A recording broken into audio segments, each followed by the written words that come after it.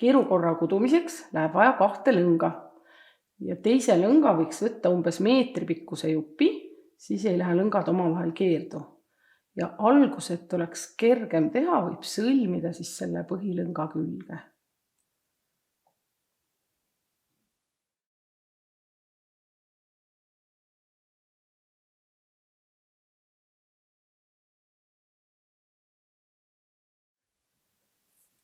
Tõmmata siia hästi ligi. Alusta tööd sellest, et tõsta mõlemad lõngad töö paremale poolele.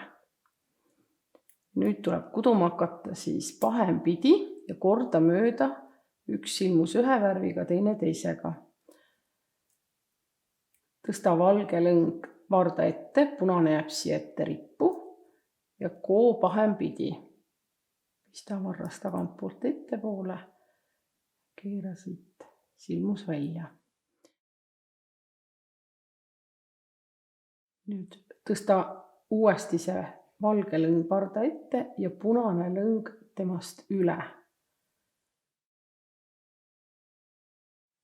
Nüüd koo punasega pahempidine silmus. Ja jällegi tõsta valge lõng punasest üle. Koo valgega pahempidi. Valge lõng uuesti siia varda ette ja punane temast üle.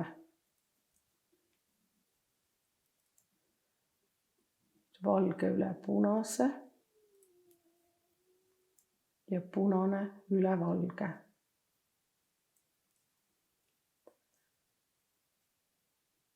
Valge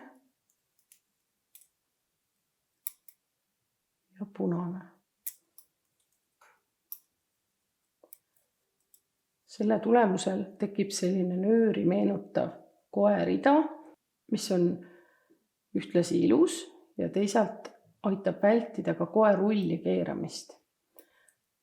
Selleks, et oleks lihtsam neid lõngu vahetada, võib neid mõlemaid hoida väikeste sõrmede vahel kinni ja siis siit vahetada ja keerata siis alati ühtepidi. Kui lõngad väga keerdu lähevad, siis võib vahepeal sõrmega niimoodi tõmmates lõngadel keerud välja saada. Kõik silmused siis pahempidi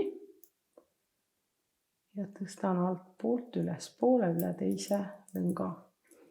Kui terve ring on kootud, siis tuleks jätkata jällegi põhivärviga.